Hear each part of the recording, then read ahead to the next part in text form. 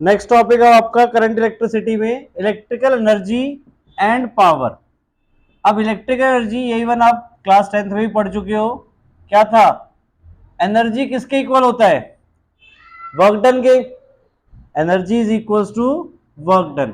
तो अगर हम इलेक्ट्रिकल एनर्जी की बात कर रहे हैं तो इलेक्ट्रिक वर्क डन, अगर हम इलेक्ट्रिकल एनर्जी की बात कर रहे हैं तो इलेक्ट्रिकल एनर्जी किसके इक्वल होगा? Electric work done. अब इलेक्ट्रिक वर्क डन हम कैसे निकालेंगे? पोटेंशियल में हमने वर्क डन के बारे में पढ़ा था। पोटेंशियल क्या था? Amount of work done in bringing a unit positive charge from one place to another. So potential का फॉर्मूला क्या था आपका?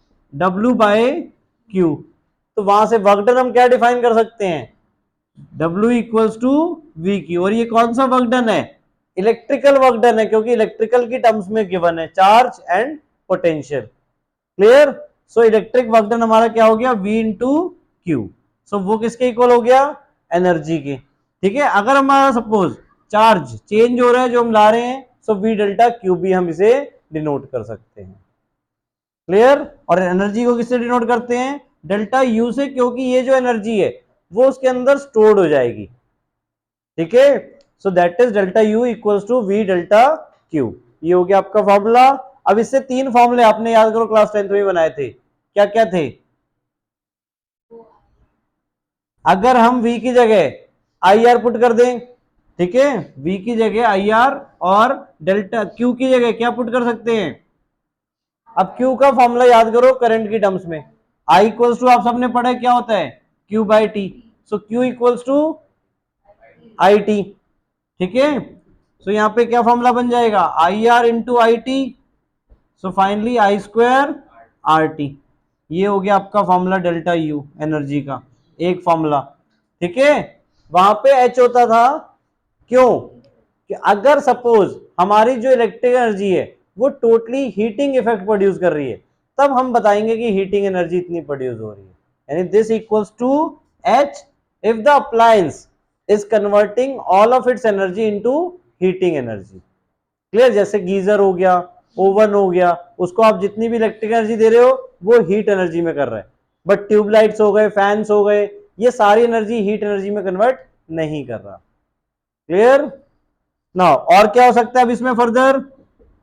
फॉर्मूला क्या बन सकता है? अगर हम आई की जगह v बाई आर पुट कर दें तो क्या बन जाएगा? V square by R into T.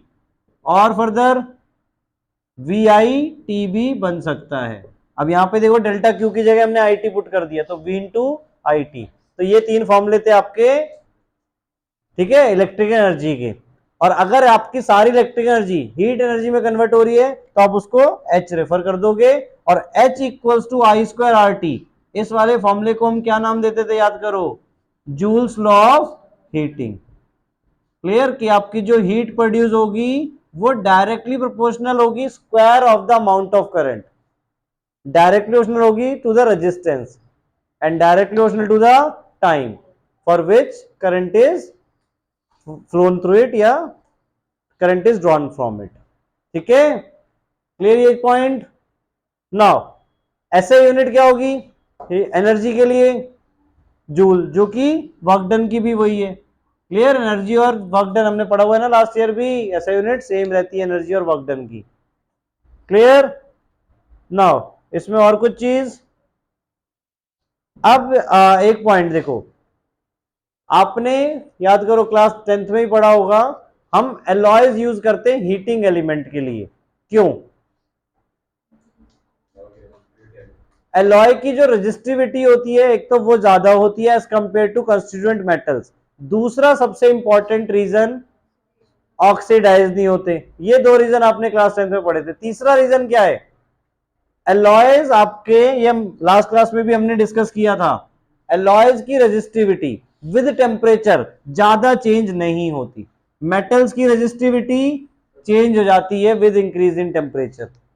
Alloys की रेजिस्टिविटी कांस्टेंट रहती है इवन हाई टेम्परेचर्स पर भी। क्लियर? यानी वो कांस्टेंट हीट उतनी वो प्रोड्यूस करता रहेगा। और सेमीकंडक्टर्स की रेजिस्टिविटी टेम्परेचर इंक्रीज करने पे डिक्रीज होती है, ये ध्यान रखना। सेमीकंडक्टर में रिवर्स चलता है, आपकी कम होती है। क्लियर? ये टेम्परेचर डिपेंडेंस वाले में मैंने डिस्कस किया था पूरा, ठीक है, कि अगर हम मेटल्स का टेम्परेचर बढ़ा रहे हैं तो रेजिस्टिविटी बढ़ेगी। एलॉयज की रेजिस्टिविटी ज्यादा चेंज नहीं होगी, चेंज तो होगी but as a constant change होगी, ज्यादा एकदम से फ्लक्चुएशन हमें विजिबल नहीं होगी। तीसरा, सेमीकंडक्टर के केस में रिवर्स हो जाएगा। क्यों रिवर्स हो जाएगा? क्योंकि जब हम टेम्परेचर बढ़ाएंगे तो ज्यादा नंबर ऑफ इलेक्ट्रॉन्स मूव करना स्टार्ट कर देंगे।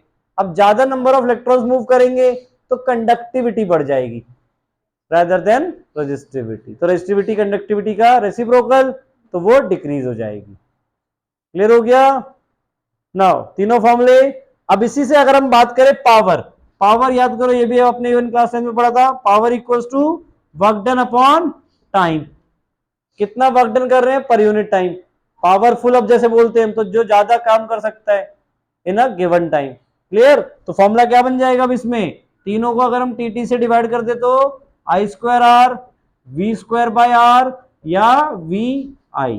तो ये तीन फॉर्मूले आपके पावर के हो गए। अब ये तीन फॉर्मूले क्यों है बताओ? एक ही फॉर्मूले से काम चल सकता था, तीन क्यों बना दिया फिर? क्योंकि जब हम सीरीज और पैरेलल की बात करते हैं तब आपको पता है सीरीज में क्या डिवाइड होता है, पोटेंशियल, और पैरेलल में क्या डिवाइड होता है, चार्ज। तो उसके अकॉर्डिंग हम कोई से फॉर्मूले मतलब यूज कर पाएंगे, ठीक है, मतलब जब जैसी रिक्वायरमेंट होगी हमें उसके अकॉर्डिंग हम फॉर्मूले अपने आप स्विच कर सकते हैं। क्लियर? इसलिए आपके तीनों बेसिस पे फॉर्मूले बता दिया, नहीं आई आर के साथ रिलेशन में बता दिया। अब आर तो क्या है, देखो आर तो फिक्स रहेगा, जितना आर आप किसी भी रजिस्टर का है वो तो फिक्स रहेगा। तो ये दोनों फॉर्मूलेज में से ये बेटर रहेंगे आपके। क्लियर? ये कब बेटर रहेगा? जब होल सर्किट का निकाल रहे हैं। अब होल सर्किट का पोटेंशियल पता है, होल सर्किट का करंट पता है, तो टोटल हीट एनर्जी हम निकाल सकते हैं वहां पे। आया समझ में? अकॉर्डिंग टू सिचुएशंस हमें ये फॉर्मूले जरूरत में आते रहेंगे। क्लियर? तो इसलिए तीनों फॉर्मूले आपको याद रखने हैं। नाउ अब आपने देखो हीटिंग इफेक्ट देखा, heating effect I square R T. अब सपोज हमारा कोई अप्लायंस है जो हीट के लिए यूज नहीं हो रहा है, लाइक बल्ब, ठीक है, या फैन।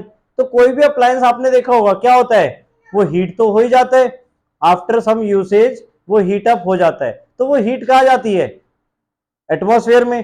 तो क्या वो हमारे लिए यूजेबल फॉर्म है? क्या है फिर? Wastage of energy. क्लियर? यानी जो एनर्जी हमारी यूज नहीं हो रही है, आपका जो अप्लायंस हीट अप हो रहा है उसको तो हम यूज नहीं कर पा रहे हैं, तो वो क्या हो रही है हमारे लिए, वेस्टेज ऑफ एनर्जी। तो हम उसको क्या चाहेंगे, मिनिमाइज करना। तो उसको मिनिमाइज हम कैसे कर सकते हैं बताओ? बताओ, सिंपल सी बात है। आपने अभी 5-10 साल पहले सोचा हो क्या चेंज हुआ 5-10 सालों में बल्ब में? पहले 100 वॉट के बल्ब आते थे, अब 10 वॉट के भी, पहले सीएफएल भी बीच में चली थी, अभी 20 वॉट्स की थी।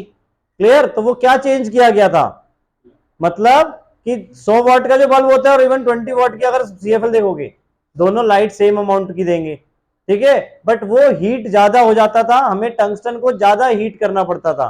टंगस्टन यूज होता था बल्ब में आपका, उसकी क्या है, रेजिस्टिविटी ज्यादा है, रेजिस्टेंस ज्यादा है, जिसकी वजह से हमें उसे ज्यादा हीट करना पड़ता था, तब वो ग्लो होता था और लाइट देता था। क्लियर?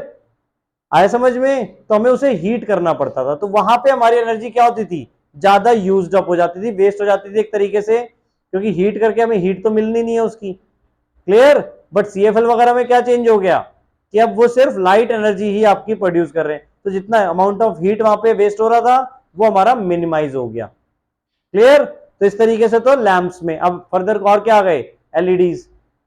एलईडीज में और सीएफएल से भी फर्दर और कम एनर्जी यूज होती है, बट लाइट अगर आप देखोगे तो लाइट सेम क्वालिटी की आपको मिल रही है। क्लियर? नाउ अब और बड़ा यूज बताओ कहां पे?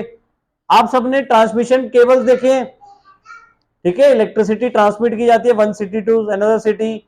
तो हाई टेंशन वायर्स, तो हाई टेंशन वायर्स में अगर हम पावर की बात करें, power equals to V I, तो वहां पे क्या होगा, एनर्जी वेस्ट होगी कि नहीं होगी हमारी ट्रांसमिशन केबल्स में? तो ऐसा हम क्या करें कि हमारी मिनिमाइज एनर्जी वेस्ट हो, बताओ? और पावर की अगर हम बात करें तो पावर का मतलब क्या है, रेट ऑफ एनर्जी कंज्यूम्ड पर सेकेंड, कि एनर्जी कंज्यूम 1 सेकेंड में कितनी हो रही है। क्लियर। तो देखो सपोज हमारे पास हमें पावर एक जगह से दूसरी जगह जो सेंड करनी है वो पावर P है, V वोल्टेज है और I आपका करंट हो गया। क्लियर। तो यहां पर हम I इक्वल्स टू क्या निकाल पाएंगे, I इक्वल्स टू क्या आ जाएगा, P बाय V। क्लियर। अब सपोज हमारी जो पावर डिसिपेट हो रही है कनेक्टिंग वायर्स में, RC ले लिया हमने कनेक्टिंग वायर का रेजिस्टेंस, RC क्या है हमारा, रेजिस्टेंस ऑफ कनेक्टिंग वायर, जो आपकी वायर्स यूज कर रहे हो। क्लियर। कुछ ना कुछ तो रेजिस्टेंस हो गई, हम कहते हैं मिनिमम रेजिस्टेंस वाली वायर यूज करते हैं, बट उसमें भी रेजिस्टेंस तो है ही, नेग्लिजिबल तो नहीं हो सकता। क्लियर। सो अब हमें वहां पे पावर, अब पावर जो डिसिपेट होगी पीसी, पीसी हम कैसे निकालेंगे, आई स्क्वायर आर। क्लियर। अब यानी हमारी पावर डिसिपेटेड मतलब जो पावर हमारी लॉस हो रही है, ये क्या है हमारी पावर लॉस।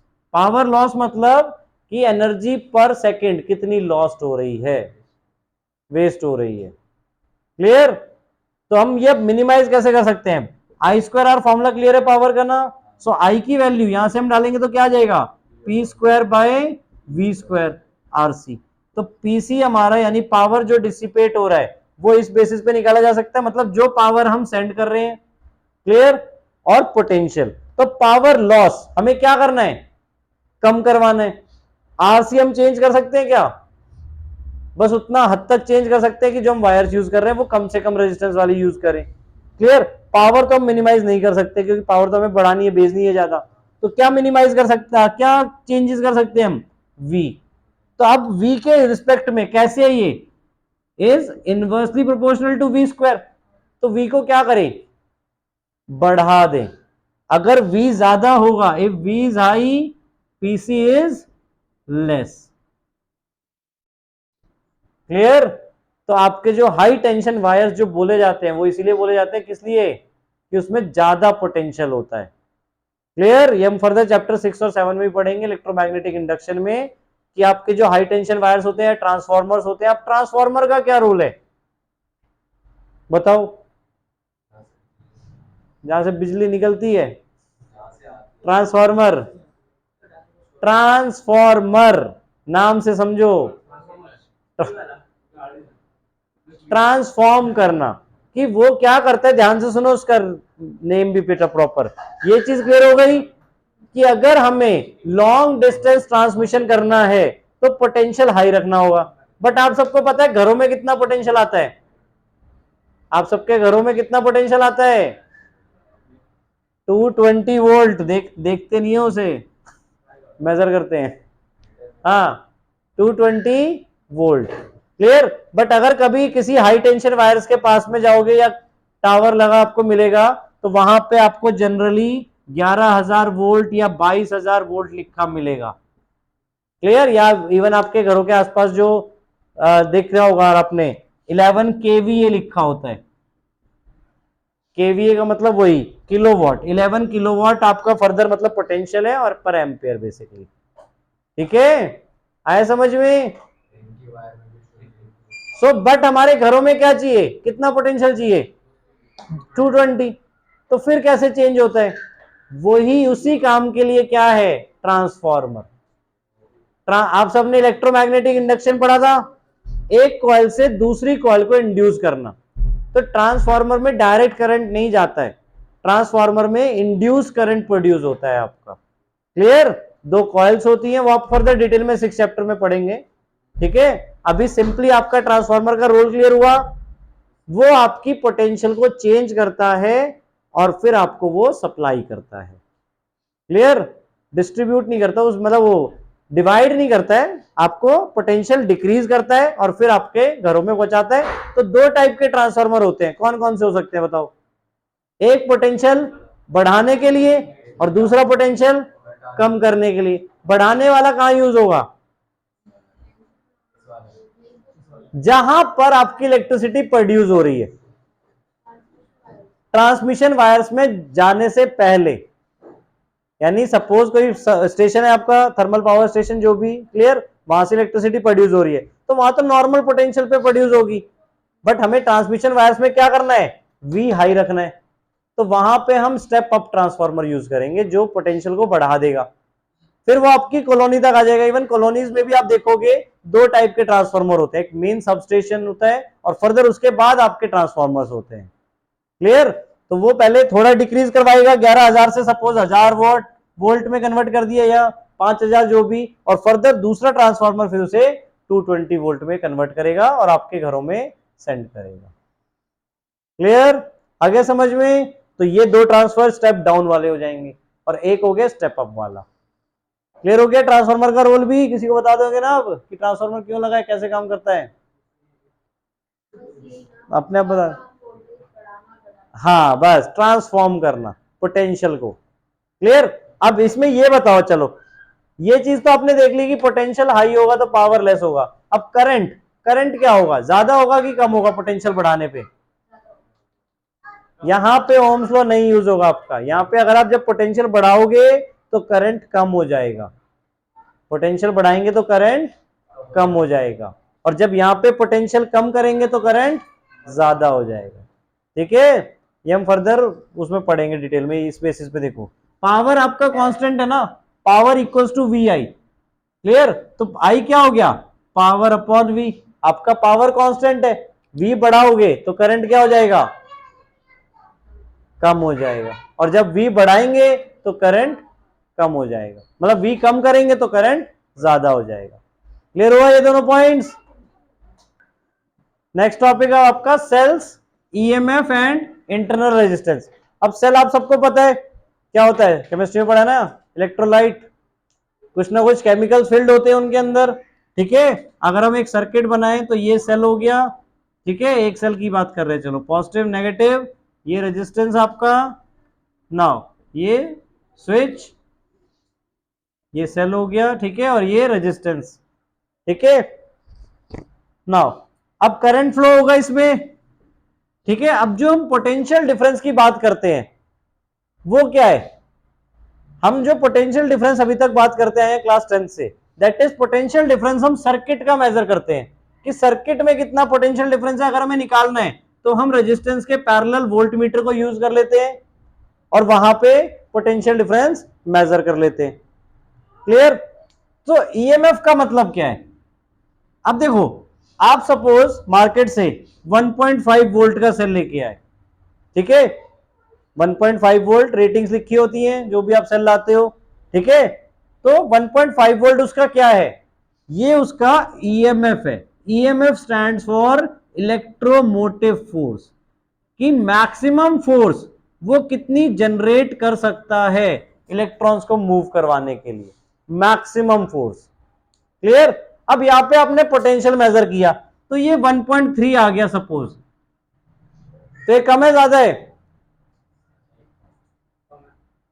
तो कम क्यों है वो बताओ, वो तो सबको पता है कम है। कम क्यों है, जल्दी फटाफट रीजन बताओ, ये पढ़ चुके हो आप सब केमिस्ट्री में। एनर्जी लॉस्ट कैसे होगी? अब जो आप सेल लेके आए हो वो क्या है, वो सेल है, उसके अंदर क्या फील्ड है, केमिकल्स। अब केमिकल्स फील्ड है तो कोई भी इलेक्ट्रोलाइट होगा आपका, तो उसके अंदर रेजिस्टेंस होगा, उसके अंदर कुछ ना कुछ तो रेजिस्टेंस होगा ही होगा ना, जिसको हम क्या टर्म दे रहे हैं, इंटरनल रेजिस्टेंस। आया समझ में कि उसके अंदर आपका कुछ ना कुछ तो रेजिस्टेंस होगा। अब जब आपका सर्किट में आप कनेक्ट करोगे उसे, तो वो इंटरनल रेजिस्टेंस भी इस रेजिस्टेंस के साथ क्या हो जाएगा, सीरीज में। ऑलवेज कोई भी अप्लायंस आप यूज कर रहे हो, कोई भी सर्किट में यूज कर रहे हो, तो सेल तो हमेशा सीरीज में ही कनेक्ट करोगे ना। क्लियर? तो सेल आपका उसके साथ सीरीज में हो गया, और सीरीज में रेजिस्टेंस क्या हो जाता है, नेट रेजिस्टेंस सीरीज में क्या होता है, R1 प्लस R2 सम हो जाता है ना, तो आपका नेट रेजिस्टेंस बढ़ जाएगा वहां पे। सो नेट रेजिस्टेंस बढ़ेगा तो करंट क्या हो जाएगा, कम हो जाएगा। करंट कम हो जाएगा तो इसके बिटवीन जो पोटेंशियल है वो भी क्या हो जाएगा, डिक्रीज हो जाएगा। आया समझ में? क्लियर? यानी तभी हमारा जब हम मेजर कर रहे हैं तो ये पोटेंशियल इससे क्या हो गया, कम हो गया। क्लियर हुआ पॉइंट तीनों, सेल्स, ईएमएफ और इंटरनल रेजिस्टेंस। सेल क्या हो गया, क्लियर है ना, कोई भी इलेक्ट्रोलाइट, केमिकल फील्ड, ठीक है, जो हमें यूज कर सकते हैं पोटेंशियल के लिए। पॉजिटिव नेगेटिव का मतलब क्या, सेल का पोटेंशियल क्या है, मतलब कि उसका एक हायर पोटेंशियल पर है एक एंड और दूसरा एंड लोअर पोटेंशियल पर है। ठीक है, जब हम उसे कनेक्ट कर देंगे सर्किट में तो फिर वो इलेक्ट्रोलाइट आपके अंदर ही अंदर ट्रांसफर होना स्टार्ट हो जाएंगे इलेक्ट्रॉन्स, और आपका चार्ज मूव होना स्टार्ट हो जाएगा पूरे सर्किट में ही। क्लियर। ईएमएफ क्या हो गया, मैक्सिमम फोर्स जितना वो जनरेट कर सकता है, that is electromotive force, electron को मोशन में लाने के लिए। क्लियर। इंटरनल रेजिस्टेंस, सेल का जो इंटरनल रेजिस्टेंस अवेलेबल होगा वहां पे, जिसकी वजह से आपका नेट सर्किट में रेजिस्टेंस कम हो जाएगा। अब इलेक्ट्रोमोटिव फोर्स को, ईएमएफ को हम ई से डिनोट करते हैं, और पोटेंशियल को आप सबको पता है वी से डिनोट करते हैं। तो ई हमेशा क्या होगा, वी से बड़ा होगा। क्लियर। अब अगर हम यहां पे बात करें तो E इक्वल्स टू क्या क्या होगा देखो, और इंटरनल रेजिस्टेंस को हम R से डिनोट करते हैं। R से किसको डिनोट करते हैं, इंटरनल रेजिस्टेंस। ठीक है, अब सपोज यहां पे करंट फ्लो होना स्टार्ट हो गया। क्लियर। सो हमने बात की दो रेजिस्टेंस हो गए हमारे, एक तो इंटरनल रेजिस्टेंस R और एक कैपिटल रेजिस्टेंस R। सीरीज में, तो सीरीज में करंट डिवाइड नहीं होता, तो करंट सपोज आई फ्लो हो रहा है, तो इसके थ्रू कितना करंट फ्लो हो रहा है, मतलब कितना ईएमएफ बन गया इसका, आई इंटू आर, प्लस इसके थ्रू पोटेंशियल हमारा आई इंटू कैपिटल आर। ये चीज आई समझ में। सो आई हमने कॉमन ले लिया तो ब्रैकेट में क्या बचेगा, आर प्लस आर। और अगर आपको आई कैलकुलेट करना है तो आई हम कैसे कैलकुलेट कर सकते हैं, E upon R plus R या स्मॉल आर प्लस आर, बात वही है। क्लियर। तो करंट आप ऐसे कैलकुलेट कर सकते हो अगर आपको ईएमएफ पता है तो। अगर हमें सपोज पोटेंशियल नहीं पता है सर्किट का, इंटरनल रेजिस्टेंस पता है, ईएमएफ पता है, तो हम ऐसे कैलकुलेट कर सकते हैं अपने करंट को। क्लियर। और V अगर हमें निकालना हो तो वो कैसे निकाल सकते हैं, देखो इसी से, V यानी इसका पोटेंशियल क्या होगा, अब टोटल ईएमएफ। ठीक है, अब टोटल ईएमएफ में से क्या, कहां पर पोटेंशियल डिवाइड हो गया, इस वाले रीजन में पोटेंशियल डिवाइड हो गया। इसका रेजिस्टेंस क्या है, R, और करंट कितना जा रहा है इससे, I, तो कितना पोटेंशियल यूज हो गया, IR। So V equals to E minus IR करके पोटेंशियल भी हम निकाल सकते हैं। क्लियर कि यहां पे कितना पोटेंशियल होगा। क्लियर। और ये पॉइंट क्लियर है ना, EMF is always greater than potential. ठीक है।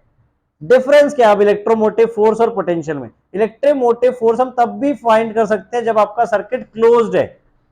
सर्किट क्लोज्ड है तो भी आपका ईएमएफ उतने का उतना ही रहेगा। पोटेंशियल तभी रहेगा जब सर्किट ऑन है, यानी जब उसमें करंट फ्लो होगा तब भी हम पोटेंशियल डिफरेंस मेजर कर सकते हैं। क्लियर हो गया। दोनों के SI यूनिट सेम है, ईएमएफ को भी हम V से डिनोट करेंगे बेटा।